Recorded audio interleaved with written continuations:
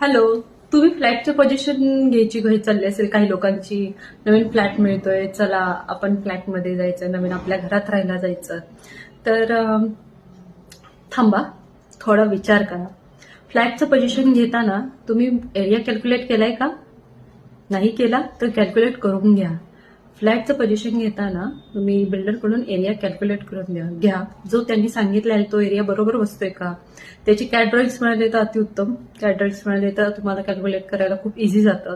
तुम्ही कापड घेताना मोजून वगैरे घेता, तर आणि ते पण कितीला आहे काय आहे हे सगळं चौकशी करून घेतात. तर इथं तर तुम्ही करोडो रुपयाचा फ्लॅट घेताय, तर तुम्ही हा मेजरमेंट करून का नाही घ्यायचा?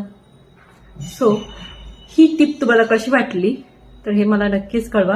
आणि सगळ्यांना दिवाळीच्या खूप खूप शुभेच्छा. थँक्यू.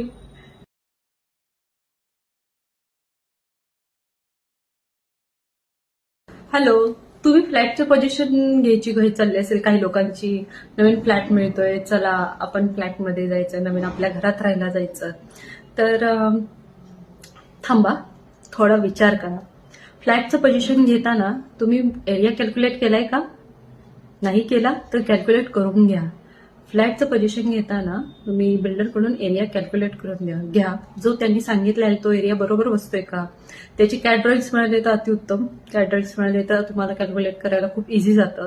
तुम्ही कापड घेताना मोजून वगैरे घेता, तर आणि ते पण कितीला आहे काय आहे हे सगळं चौकशी करून घेतात. तर इथं तर तुम्ही करोडो रुपयाचा फ्लॅट घेताय, तर तुम्ही हा मेजरमेंट करून का नाही घ्यायचा? सो ही टिप तुम्हाला कशी वाटली तर हे मला नक्कीच कळवा. आणि सगळ्यांना दिवाळीच्या खूप खूप शुभेच्छा. थँक्यू.